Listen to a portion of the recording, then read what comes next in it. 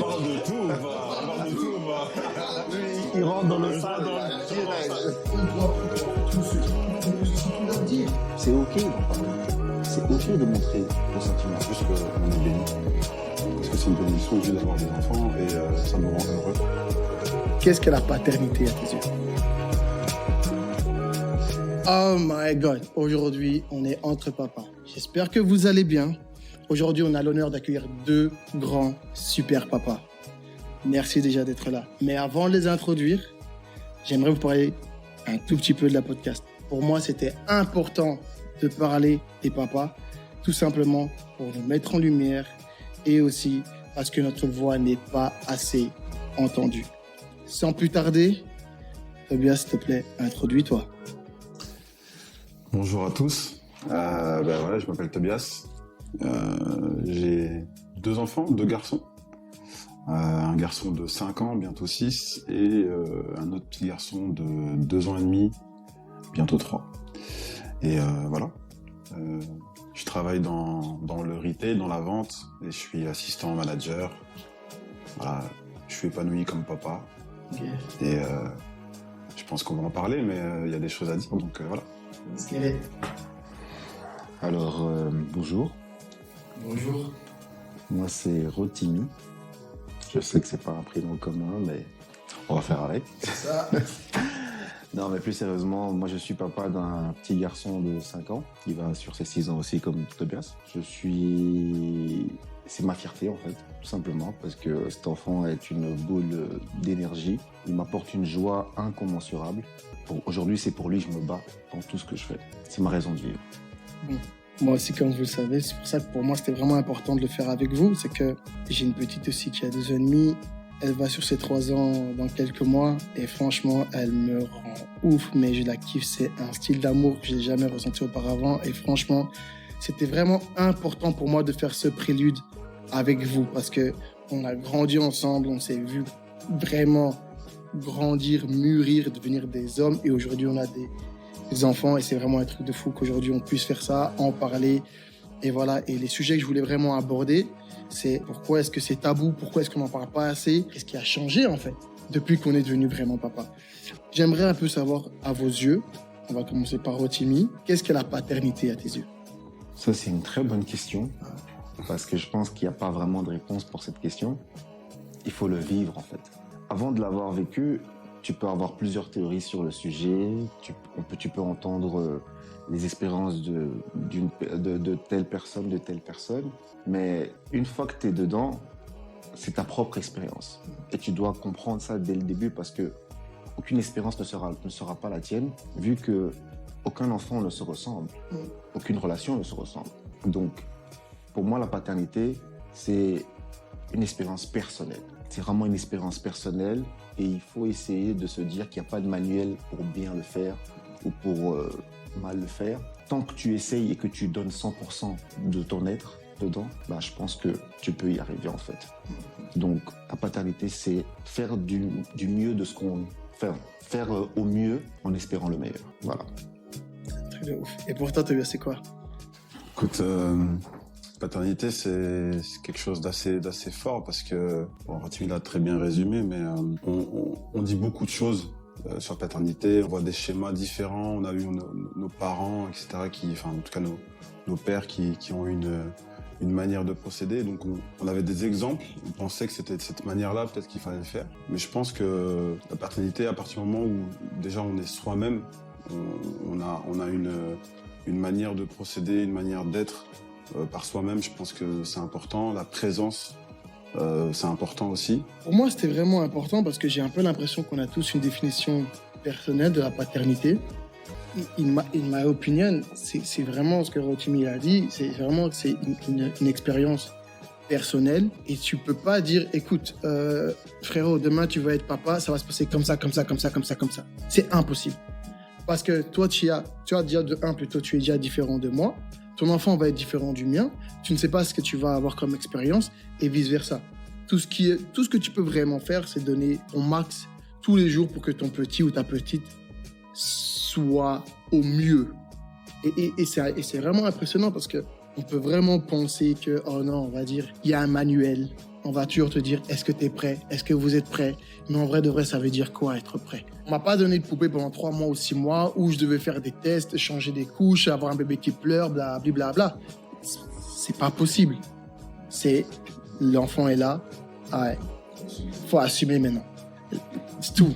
Là, c'est tout. Maintenant, on est parti, on s'arrête plus. Tu vois ce que je veux dire? On peut pas revenir en arrière. Moi, ce qui me chiffonne vraiment, c'est pourquoi est-ce qu'on n'en parle pas assez? Pourquoi est-ce que c'est un peu comme si c'était tabou, comme ça, d'en parler, de dire ce qu'on ressent, de s'exprimer par rapport à ce sujet-là? Tout simplement parce que déjà, je pense que le monde est construit de manière un peu matriarcale. Qu'est-ce que je veux dire par là? On met plus la lumière sur les femmes parce que c'est eux qui portent l'enfant pendant 9 mois, c'est leur corps qui subit des changements, c'est eux qui font venir l'enfant dans ce monde et tout. La lumière est plus tournée vers eux, mais la faute vient aussi de nous parce que les femmes, elles se permettent d'être un peu plus vulnérables que nous. Nous restons un petit peu, et je parle pour les... je veux pas parler pour tout le monde, mais je pense que la majorité des gens que je connais, en tout cas, qui sont des hommes dans mon entourage, ils seront d'accord avec moi, on est un peu dans cette masculinité toxique avec laquelle on a été un peu éduqués. Okay. Et du coup, on pense que se montrer un peu ce côté vulnérable, c'est considéré comme être faible, on va dire. Or que non, on peut très bien montrer ses sentiments et être fort quand même, parce que montrer ses sentiments, moi je pense pour moi que c'est beau, c'est une force déjà. Et en parler, s'exprimer. Et c'est pour ça que moi je pense que le mental joue beaucoup, ça joue énormément. Donc ce qu'on est en train de faire maintenant, et je te remercie d'ailleurs de nous donner cette plateforme pour pouvoir le faire, c'est de pouvoir dire aux hommes en général que c'est ok d'en parler, c'est ok de montrer nos sentiments, c'est ok de s'ouvrir un petit peu de temps en temps. Ça ne fait pas de toi moins ou plus, non, c'est ok, parce que c'est ce que tu ressens, c'est ce que tu vis. Non, c'est vrai, et je vais juste faire une parenthèse vite fait, parce que c'est important de le dire, c'est que il y a un gars à Paris qui s'appelle Johan, qui a sa radio qui s'appelle Calcium TV. Franchement, je le respecte parce que je pense que c'est, j'ai pas envie de dire la seule parce que je connais pas toutes les podcasts, mais en tout cas, c'est une des seules plateformes et podcasts qui parlent vraiment de la paternité. Et c'est un shout-out pour lui parce que franchement, un grand respect parce qu'il en faudrait beaucoup plus, tu vois. Et pour toi, Tobias, dis-nous un peu pourquoi tu penses qu'on n'en parle pas assez, pourquoi c'est un peu tabou comme ça. C'est vrai que je pense que là, maintenant, on est rentré dans un cycle où on en parle quand même un peu plus. En tout cas, c'est beaucoup plus ouvert parce qu'effectivement, on a une génération aussi qui assume un peu plus les choses de manière émotionnelle, etc. Mais c'est vrai que avant, les choses étaient très centrées sur la mère. Effectivement, elle porte l'enfant, même de manière générale, elle reste à la maison, elle éduque les enfants. Et le père va au charbon et revient, et puis voilà. Alors qu'en fait, le père a toute sa part de responsabilité, toute sa part d'éducation dans l'entièreté de la vie d'un enfant, si pas la plus importante. Et on le voit même des enfants qui, malheureusement, des fois, n'ont pas eu cette chance-là d'avoir un père à leur côté. Et on voit ce manque qui fait que derrière, il y a... Alors, des fois, pas souvent, mais il peut y avoir un déséquilibre d'éducation. Voilà. Donc, ça permet d'avoir un équilibre et je pense que là, maintenant, on est dans un cycle où les choses rentrent dans quelque chose de de manière beaucoup plus paritaire. On est vraiment... l'homme a sa part de travail, la femme aussi. Avant, on était plus dans quelque chose de beaucoup plus déséquilibré où la femme avait une grande part de la vision et même de l'éducation des enfants. Mais je pense que c'est en train de changer parce qu'effectivement, comme l'a dit Rotimi, je pense qu'il ne faut pas avoir peur d'avoir des émotions. On rentre dans quelque chose où nos enfants font partie de nous et on a besoin de retranscrire ça par différentes choses. Et le père est important, donc quoi qu'on en dise, il est important, quoi. Donc là maintenant, les choses changent. Et je pense que par le biais de ce podcast et même par rapport au shout-out que tu as fait à Johan, je pense que ça fait partie des premières pierres qui vont faire que derrière, on va mettre en lumière davantage les papas, quoi. Parce que, sincèrement, pour moi, c'était trop important d'en parler parce que j'ai presque l'impression qu'on nous manque de respect. Qu'on nous a mis dans une case en mode « Hey, listen, you're the provider, you gotta do this, you gotta do that. Don't really pay attention à l'éducation. Tu vois, fais pas trop attention à l'éducation. La maman, elle est là, elle gère. » Et puis, je respecte, mais depuis vraiment un moment, il y a eu toute cette histoire de hey, la boss lady, mais en même temps, elle peut gérer les enfants, elle peut faire ci, elle peut faire ça. Et c'est comme si nous, on était pas capables, mais moins capables de pouvoir gérer toutes ces performances, en fait. En fait, je te coupe un peu, mais en fait, c'est un peu comme si on était dans une formation de, OK, la femme a ses tâches et l'homme a ses tâches. Exactement. Comme si on ne pouvait pas les jumeler ensemble. Exactement. Et faire en sorte que tout le monde puisse participer en fait à la collectivité familiale, quoi. Tu vois. Donc c'est ça en fait qui, je pense que là, c'est en train un peu de changer. Mais c'est vrai qu'à l'époque, c'était peut-être un peu plus compliqué, tu vois. Je me demande c'est quoi que c'était compliqué comme ça.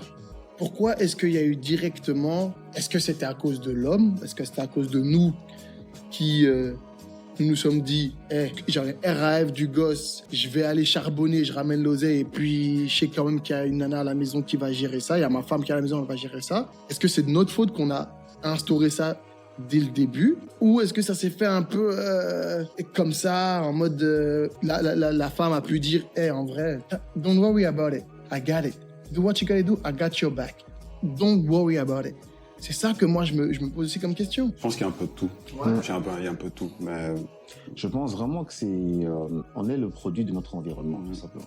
Et l'environnement dans lequel on a grandi, dans lequel on a vécu, notre génération en tout cas, on était dans une société, on va dire, patriarcale et matriarcale en même temps. Ça veut dire quoi? En ce qui concerne les enfants, on est clairement dans la société matriarcale où la maman a voire 90% de responsabilité sur l'éducation de l'enfant. Okay, mais les papas, au lieu de pouvoir s'investir dans l'éducation de leurs enfants, d'être présents, la plupart d'entre nous a été programmé comme ça en laissant toutes les tâches à la femme, en laissant tout reposer sur ses épaules, en se disant voilà, moi je suis le provider, je vais juste aller chercher et puis fournir ce qu'il y a à fournir par rapport à la famille. Et je ne sais pas si c'est à cause de ça, mais on s'est un petit peu endormi dans ce rôle aussi.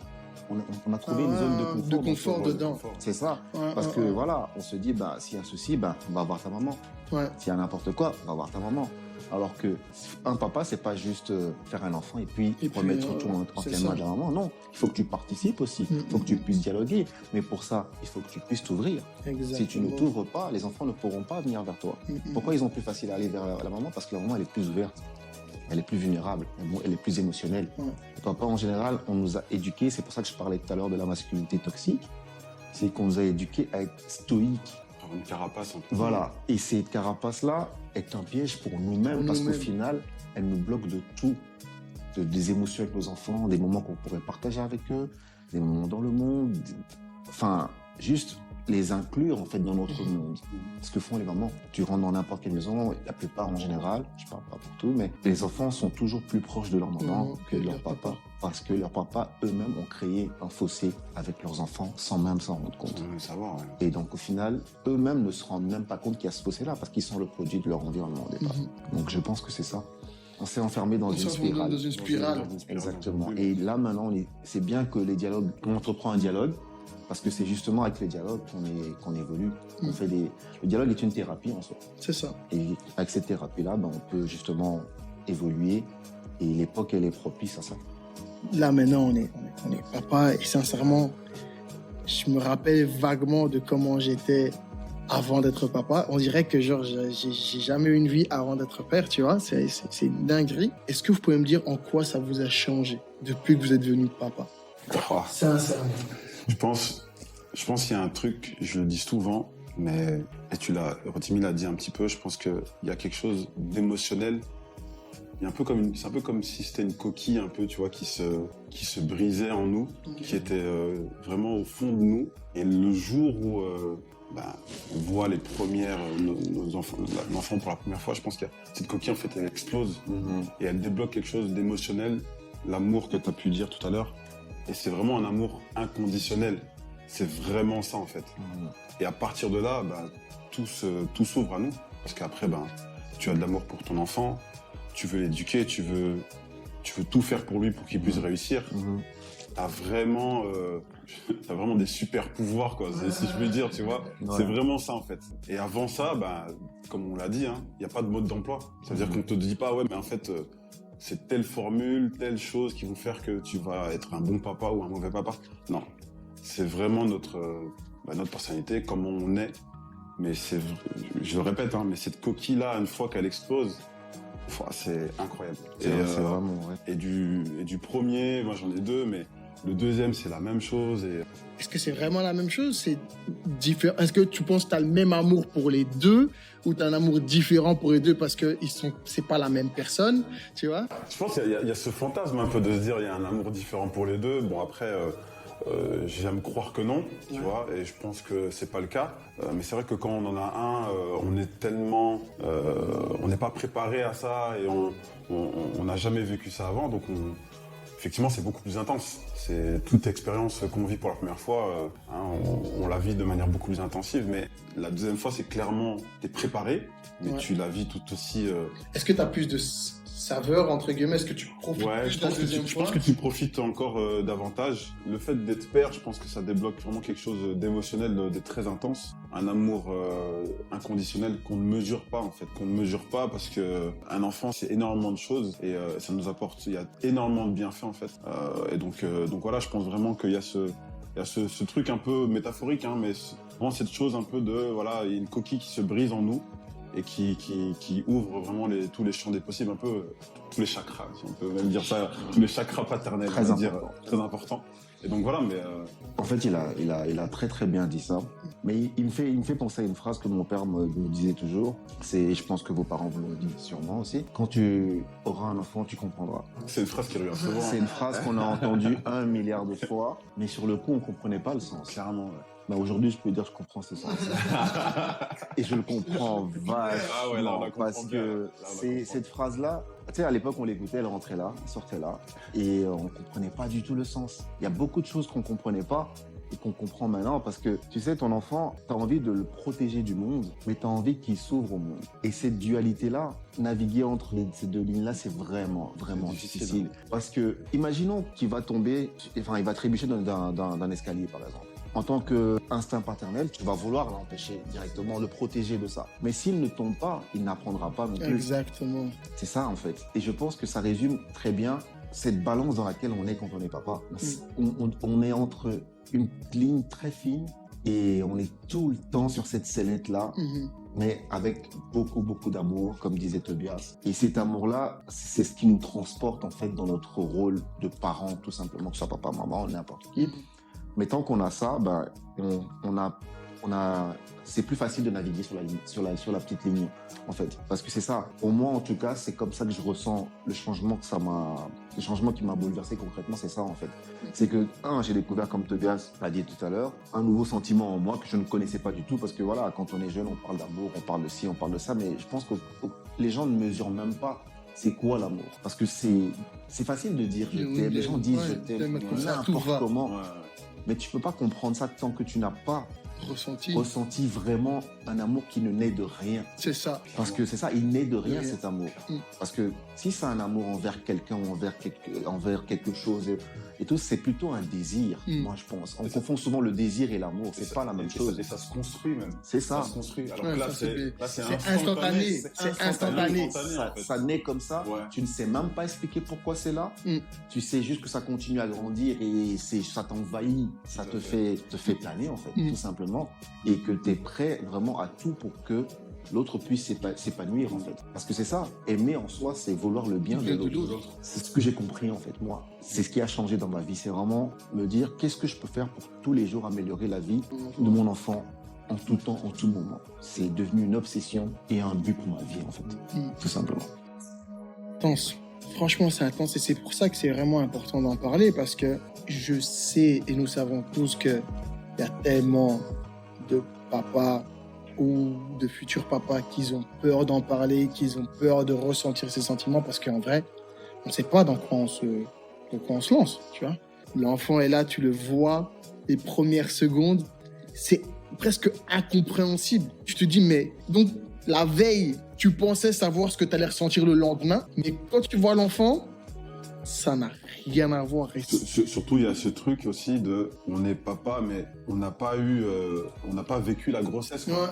Tu vois, il y a ce truc un peu de distance physique et un peu émotionnelle, parce que bon, la mère, elle a le bébé, elle le porte, tu vois, ressenti. elles le sentent, elles sont C'est les ça, choses, c'est ça, c'est il y ça. a une c'est ça. chaleur, il y a quelque chose. Ouais.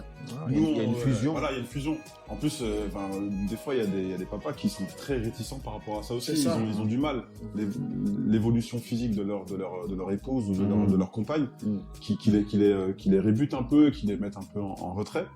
Donc en plus de ça, comme tu dis, du jour au lendemain, le fait que ça vienne, t'as du mal, quoi. Émotionnellement, c'est très fort. Et c'est pour ça que je pense que c'est très intense. C'est un mélange de plein Ouais, d'émotions. C'est un mélange. C'est un mélange de. Ouais, C'est un ouais. cocktail de plein d'émotions, mais vraiment un cocktail. Et ce cocktail-là, il faut vraiment le laisser. S'exprimer, je pense. Ouais, il faut le laisser exploser même, je dirais.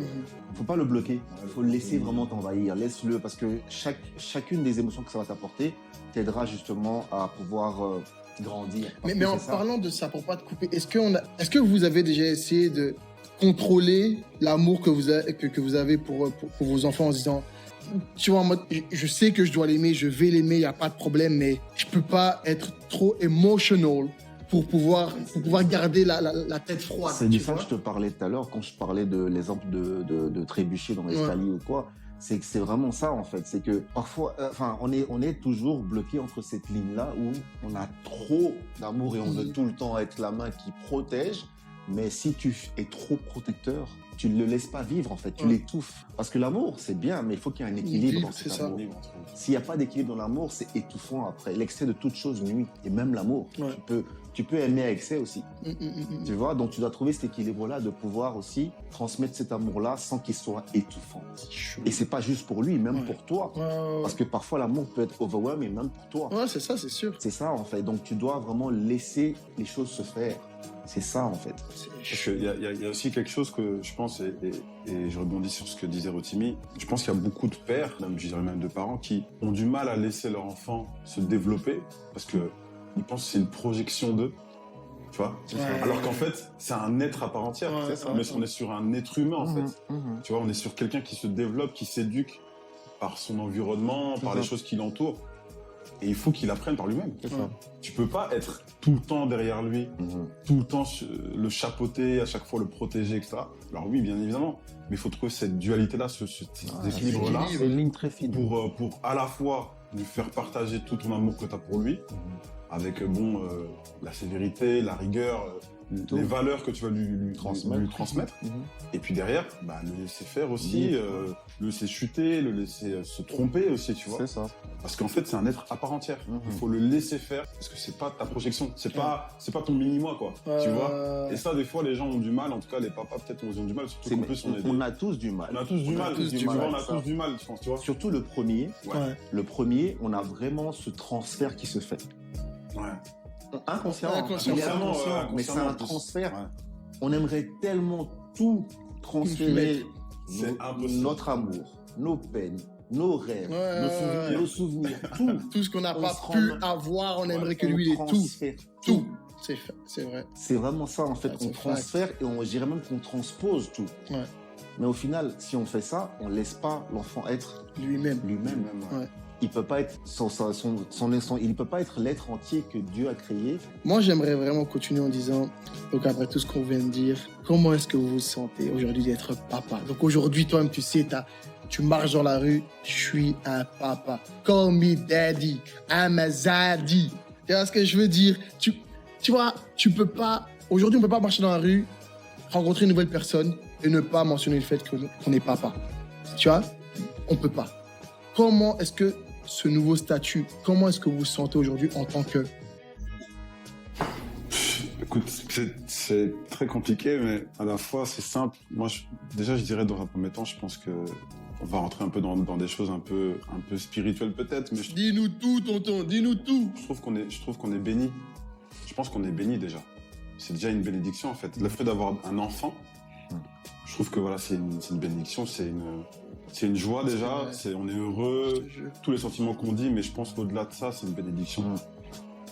Je sais pas trop expliquer davantage parce que voilà,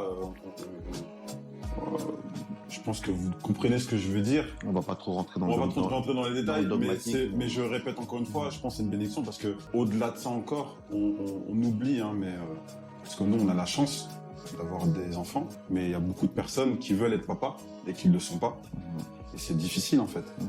Et par ça, je pense que déjà, par ta question que tu viens de poser, je dirais juste qu'on est béni. Parce que c'est une bénédiction juste d'avoir des enfants et ça nous rend heureux. Non, c'est vraiment ça, it's a blessing, c'est vraiment une bénédiction et il faut apprécier chaque seconde de cette bénédiction. Il faut apprécier ce cadeau et faire fructifier ce cadeau. C'est vraiment ça en fait. Et comment tu fais fructifier ce cadeau-là? C'est en essayant de faire au mieux, comme j'avais dit au début, d'apporter au mieux, de partager au mieux, d'être présent au mieux, au max même, je dirais. De faire en sorte que tu vives ta propre expérience, mais que ton enfant aussi vive sa propre expérience. Mais tu peux le faire qu'en donnant du temps. Parce que le bien le plus précieux qu'on peut offrir à quelqu'un qu'on aime, c'est le temps. Tout le reste, c'est juste du matériel. Mais si tu donnes pas du temps, le reste ne sert à rien. Et ce temps-là, moi, ce que je trouve dommage dans ce monde actuellement, en fait, c'est que on prend plus le temps de rien. On prend vraiment plus le temps de rien. Alors que c'est vraiment ça le plus important. C'est pas être sur Instagram ou bien je ne sais pas quel truc virtuel encore, mais c'est le temps. Quand on était petit, on sortait, jouait, on faisait plein de trucs et on se rappelait plus des moments qu'on passait, du temps qu'on partageait avec les gens qu'on aime. Et c'est ce temps-là qui est important parce que le temps qui est passé, tu pourras pas le récupérer, c'est fini. Tu pourras plus jamais récupérer. Et souvent, nos regrets sont toujours liés au temps. Surtout avec un enfant. Exactement, mais en général, tout. Le temps, c'est tellement précieux. Et dis-toi que cet être, vous-même, vous l'avez expérimenté avec vos enfants. Ils grandissent tellement vite que si tu rates un instant, tu sais que tu peux pas revenir en arrière. Surtout maintenant, on a une société où tout est à portée de main. On a le contrôle à peu près sur tout. Mais les trucs les plus importants, nous n'avons pas le contrôle là-dessus. Et c'est là où il faut valoriser le temps, mais pas le bon temps. Et c'est nous qui devons le rendre vraiment bon, ce temps. Donc prenez le temps, les gars. C'est vraiment ça. Non, c'est vrai. Parce que... c'est vrai. Les choses les plus simples, telles que le temps, j'ai presque l'impression qu'on les prend pour acquis. Exactement. Tu sais, on dit, ne reporte pas à demain ce que tu peux faire aujourd'hui. Toujours vouloir reporter en disant de toute façon demain est là et on prend demain pour acquis, on se dit de toute façon aujourd'hui j'ai pas pu faire cette activité là avec mon enfant, ce truc là ça va pas tomber, Paris Daza il est là, Paris est là, le bac à sable est toujours là et que tu te dis non pas ce week-end là, pas aujourd'hui, le demain, etc. En vrai non. Le fait de pouvoir, comme tu as dit, prendre le temps, vraiment le prendre, tout couper de ce que tu as pu avoir prévu dans ta tête, que ce soit sur ton téléphone, sur un rendez-vous, sur un call, tu dis fuck that shit. Viens, toi et moi, on marche. Juste dans la rue, on va et on rigole à 2 avec ton enfant ou à 3 en famille. En vrai, c'est priceless. C'est priceless. Et on s'en rend tellement pas compte parce que, tu l'as dit, les enfants grandissent trop vite. À 1 mois, ils sont comme ça. À 3 mois, ils sont comme ça. À 6 mois, ils sont comme ça. Et tu vas dire, ouais, mais de toute façon, c'est bon. Mais ce qu'il a fait à 3 mois, tous les moments que tu as passé avec ton enfant à 3 mois, 4 mois, 5 mois, quand il a 2 ans, c'est dead. C'est dead. Là où il peut presque plus bouger, il commence à scroll un tout petit peu, à ramper. Tu peux plus. Mais à 2 ans, c'est encore un autre délire. Et à 3 ans, moi, je suis pas encore là, ça va être encore un autre délire. Et vous, à 4 ans, c'était aussi un autre délire. Il faut vraiment appuyer sur ce point-là de prendre le temps. Sincèrement. Parce que pour moi, c'était important de commencer ce prélude-là avec vous. Parce que, comme j'ai déjà dit, vous êtes la famille. Et je ne pouvais pas imaginer un autre commencement que celui-là. Partager tout ce qu'on a pu partager, nous 3. D'où on vient, là où on est aujourd'hui. Je ne pourrais pas commencer avec quelqu'un d'autre. Je dois commencer avec vous. Je dois m'exprimer avec vous. On doit converser sur ce sujet-là. Sérieusement. Parce qu'en vrai, vous m'apprenez tellement de choses et j'ai envie qu'on s'apprenne tellement de choses. Parce qu'en fait, c'est ça, c'est vraiment un échange.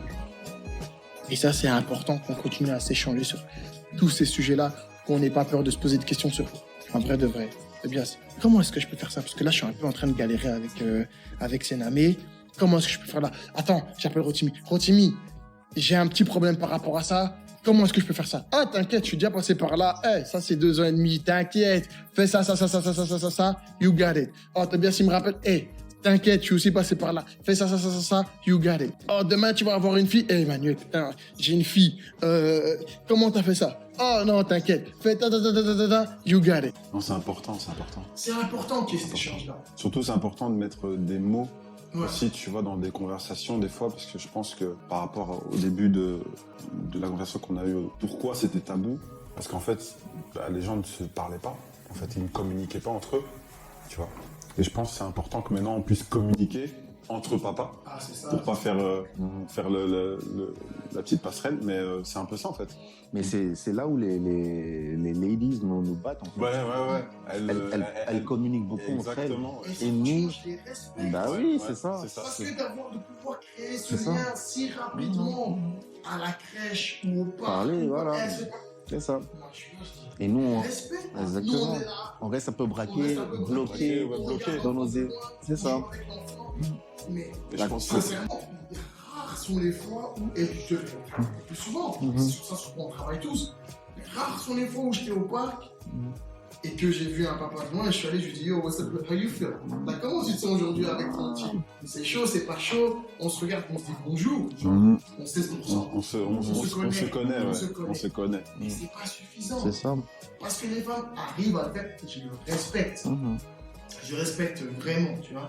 Et nous aussi, on doit pouvoir. Il faut essayer de casser un peu ces codes-là. Casser ces Ouais, codes-là, ouais. et it's ok, bon, so what's going on? Comment tu galères? Tu galères ou tu galères pas? Tu gères ou tu gères pas? Ouais, moi, je kiffe trop faire ci, je kiffe trop faire ça.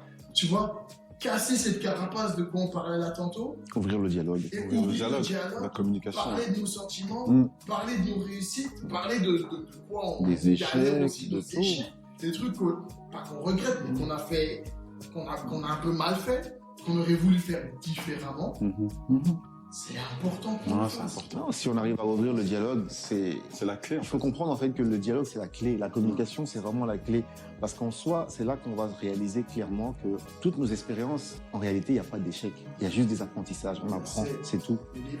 C'est ça, on apprend donc chacun peut apprendre l'un de l'autre, des erreurs de l'autre, comme ça t'évitera peut-être de faire certains trucs que tu voilà, c'est un apprentissage continu et il n'y a que par le dialogue qu'on peut y arriver. Il n'y a pas de formule secrète, il n'y a pas de livre magique, il n'y en a pas. Il n'y en a pas. C'est ça. Il n'y a pas de livre magique. On doit juste dialoguer, donner du temps et Apprécier. laisser notre amour s'exprimer. Tout simplement. C'est tout. Là maintenant, c'est le prélude. C'est un peu, tu vois, on s'échauffe. Là, c'est la phase. D'après vous, quel sujet nous devons absolument aborder dans le futur concernant la paternité, etc. Là, tu Tu veux quoi? Tu veux. Non, c'est non. rigoles là. Hey, j'ai dit 3. Comme ça va pas Non, Non, mais il y en a énormément. Il y en a Emmanuel, énormément. tu viens d'ouvrir une boîte de Pandore. Ouais, c'est la Let's boîte de go. Pandore. We need to talk C'est- about La it. boîte de- We need to talk about it. Parce C'est- qu'on doit tout se dire. On doit pouvoir tout se dire pour qu'on puisse aussi tout leur dire. Je Ouais. pense qu'on va déjà commencer un truc. Comment changer une couche, quoi. Tu vois, comment changer les couches. Tu veux parler de ça, ça doit être un On topic. parle de tout ou pas? On parle de tout ou pas? Lui, il rentre dans le Je sale. rentre dans là, le- direct. Comment changer une Il couche? rentre dans le sale. Non, mais plus sérieusement, je pense que il y a beaucoup de sujets où on peut vraiment parler. Bon, Il y a énormément de Il y a sujets. vraiment l'éducation, déjà je pense un petit peu aussi les premiers pas, vraiment les choses qu'on a commencé à faire en tant que papa. Je parlais des couches en rigolant, mais c'est un peu ça aussi, tu vois. Comment on réagit les nuits. Tu vois, on peut même aller encore plus loin. Je dis même le pot à pot. Pourquoi pas, tu vois? Bah oui, parce que voilà, il y a le pot à pot. Tu vois, même si on peut même aller plus loin encore, la relation avec la mère, comment ça se passe aussi, tu vois, émotionnellement, physiquement aussi. Parce qu'il y a aussi ça, il faut vous dire la vérité, il y a ça aussi. Bah, et tout l'impact émotionnel Tout que ça a eu sur ta vie déjà. Hein, Exactement, parce que c'est ça. Donc énormément de choses. ça, c'est Il y a un énormément de bouleversement choses. énorme. Énormément de choses, tu vois. Les relations aussi entre les grands-parents, avec les Ah, grands-parents, c'est incroyable aussi. Déjà, Donc, les familles. les familles, ouais, tout ça. Ça c'est. Enfin, ouais, il y a plein de choses. C'est une boîte énorme. Ouais, c'est énorme. Et toi, C'est énorme. c'est quoi tu t'estimes les plus importants, les sujets que on doit en parler? Like, c'est sérieux là. We need to talk about it. Mais les relations humaines, en fait, c'est vraiment ça qui complique tout et qui peut aussi faciliter tout. C'est vraiment ça, parce qu'en soi, un enfant qui vient dans un monde, ça bouleverse toute ta vie. Ça bouleverse toute ta vie, que ce soit professionnel, familial, affectif, tout est bouleversé. C'est un changement, c'est un bouleversement énorme. C'est global. Et c'est sur tout, il n'y a pas un aspect de ta vie que ça ne va pas toucher. Tout aspect de ta vie sera influencé par un seul petit être qui vient. Et quand on dit qu'il vient pour bouleverser tout, il vient pour tout bouleverser, vraiment. Et c'est ça. Et si tu réalises pas ça, c'est que tu n'es déjà pas dans le bien. Tu es mort. T'es mort même avant que le film commence, c'est ça. Tu vois, donc chaque aspect de ta vie, tu vas changer tes habitudes, tu vas changer ta manière d'être, tu vas changer, tout va changer par rapport à lui, parce que voilà, c'est une responsabilité aussi en soi, hein. C'est vraiment une énorme responsabilité, ça dépend comment on le prend, mais si on veut bien le faire, parce qu'il y a la manière il y a le faire et il y a bien le faire. Et comme je nous connais, nous on veut bien le faire, parce que sinon ça sert à rien, go hard or go home, tu vois, donc si tu rentres dedans, c'est pour bien le faire et pas essayer de faire les mêmes erreurs que nos parents ont fait. Il faut pas oublier qu'ils ont fait du mieux. C'est ça. Ils ont fait du mieux de ce qu'ils pouvaient avec les connaissances qu'ils avaient. Tout à fait. Et maintenant, nous devons profiter de leur expérience pour essayer de faire encore mieux et espérer que nos enfants fassent encore mieux. C'est ça, en fait. Donc, tout ce bouleversement-là, moi, je pense ce serait bien qu'on parle des relations humaines. C'est vraiment un sujet très important parce que ça englobe tellement de choses. Comme disait Tobias tout à l'heure, les relations avec ta madame, les relations avec... parce que, allez, on peut parler des familles monoparentales, on peut parler des familles recomposées, on peut parler des mères célibataires, des pères célibataires. On peut... c'est large, c'est large. Parce que depuis tout à l'heure, on parle entre papas, mais il y a plusieurs sortes de papas, en fait. Il y en a vraiment énormément. Il y a des papas qui sont tout seuls à porter le poids. Il y a des papas qui n'arrivent même pas à porter le poids. Vous voyez, donc il y a des relations compliquées, il y a des gardes, le sujet est énorme. Donc c'est pour ça que je préfère l'englober dans les relations humaines et voir quel est l'impact pour chacun. Parce que je pense que tout le monde pourra être touché et ce serait bien qu'on s'ouvre à tout le monde et pas juste se limiter à le schéma classique, papa, maman et l'enfant. Non. Parce que le monde d'aujourd'hui, vous savez très bien, il est complexe. C'est plus bisounours, c'est fini ça les gars. Quand on parlait, on va peut-être atteindre des gens qui ont peut-être des questions, qui vont trouver des réponses. Donc on va les éveiller et eux, avec leurs questions, vont peut-être nous éveiller aussi. Voilà. C'est pour ça que je dis en vrai. C'est une relation humaine. C'est une relation humaine. C'est une relation humaine. C'est un échange. C'est un échange. C'est un échange. C'est pas en mode compète, c'est pas en mode je fais mieux que toi. Non. C'est vraiment un échange. C'est ça. On est tous des papas. En tout cas, la majeure partie des personnes vont tous devenir aussi des papas. Et en vrai, c'est qu'un échange. Et je pense que c'est un canal important parce que, encore une fois, je reviens sur ce qu'on disait au tout début, mais vu qu'on avait un peu, comme disait Rotimine, cette masculinité un peu toxique, je pense qu'on déverrouille un peu quelque chose avec ce genre de choses. Et c'est important. C'est important parce qu'il y a beaucoup de papas, je pense, qui restent un peu dans leur coquille, dans leur... C'est devenu une zone de confort. Et je pense que s'ils voient qu'effectivement il y a d'autres papas qui en parlent et qui s'impliquent et qui expriment un petit peu leurs émotions, etc., je pense que ça peut démocratiser quelque chose. Voilà. Donc c'est important. La communication. Parce que aussi, il y a un dernier truc que je voulais rajouter, c'est être papa, c'est pas juste être un géniteur. Il faut faire la différence entre les deux. Parce qu'il y a beaucoup de géniteurs, mais il y a très très peu de papas. Très très peu de papas. Être papa, c'est être présent. C'est ça, être papa. Parce que être géniteur, ça, tout le monde sait le faire. Tout le monde sait le faire. Mais être papa, c'est un autre jeu complètement différent. C'est autre chose. Ça te demande chaque fibre de ton être. Maintenant, on va juste terminer par, d'après vous, si vous devez donner 3 qualités indispensables pour être un bon papa. 3 qualités vite fait. C'est compliqué ta question. Ouais, c'est compliqué. Je pense déjà, là, comme ça, à chaud, un peu sur ce que disait Rotimi, on fait un peu des passes D, mais je pense la présence. T'inquiète. La présence. La présence, je pense être présent. Tu viens en plus de le donner un exemple. Mais la présence est indispensable. Je pense même que c'est le cœur, en fait, primordial, en fait. C'est la base. Parce que par ta présence, tu débloques plein d'autres choses. Tu peux exprimer plein de choses avec ton enfant par ta présence seulement, tu vois. Et inversement, parce que ton enfant, lui, il n'a pas de notion du temps, il sait pas. Et lui, le fait juste de te voir, pour lui, c'est déjà un idylle, c'est quelque chose d'idolâtre, presque. Tu vois. Donc, je dirais déjà le temps passé et la présence avec son enfant. Après, je sais pas, peut-être continuer un autre. Non, c'est très bien ce que tu viens de dire. De rien pour la passe. Mais non, la présence, mais je rebondis dessus parce que c'est pas juste une présence qu'il faut. Il faut une présence active. Bien sûr. Parce qu'il y a des gens qui sont présents mais qui sont pas actifs. Ça veut dire qu'ils s'intéressent pas à ce que leur enfant vit, l'univers de leur enfant. Parce que voilà, on est des adultes aussi. On doit devenir un papa, c'est se reprogrammer pour revenir à l'enfance un petit peu. Il faut se réouvrir à l'univers des enfants. Et il y a des gens qui n'ont peut-être pas la patience, qui ont du mal à avoir cette patience-là aussi. Clair. Non seulement la présence est très importante, mais il faut une présence active. Et qui dit présence active, ça veut dire s'ouvrir à l'univers de cet enfant. Mais ça demande quoi? Ça demande beaucoup de patience. Donc le deuxième point, c'est la patience. La patience, c'est la clé. Parce que si tu n'arrives pas à être patient, tu auras du mal avec le quotidien d'un enfant, en fait. Parce que toi, tu as une certaine vitesse. Tu as un certain âge, tu es déjà habitué à aller super, super vite. Et dans le monde dans lequel on vit aujourd'hui, on nous demande d'aller tellement vite. Et c'est ce qui fait que, comme je disais tout à l'heure, on ne prend plus le temps de rien. Donc la patience, c'est la clé vraiment pour pouvoir rentrer dans le monde d'un enfant, participer avec lui.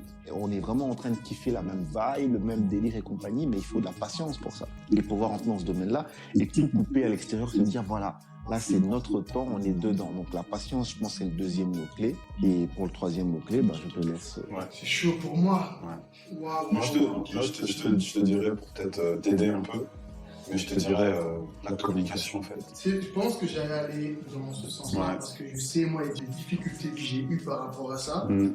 Et je sais qu'en fait, de pouvoir mettre les mots Sur sur certains thèmes. ce que j'ai ressenti, sur ce que j'ai vécu dans mon passé, avant d'avoir un enfant, durant ma jeunesse, etc., m'a permis de répondre à énormément de questions lorsque j'ai eu ma petite. Et je pense que la communication, c'est aussi primordial avec toi-même, face à face dans un miroir, pouvoir te dire la vérité. La vérité, ouais. Tu vois, oui, je suis capable, non, je suis pas capable. Qu'est-ce que je peux faire pour y arriver? La communication avec ta partenaire, ok, what's going on? Bien ci, bien ça, on parle de ci, on parle de ça. Comment est-ce qu'on peut faire ça ensemble comme ça? Comment est-ce qu'on peut faire ça ensemble comme ça?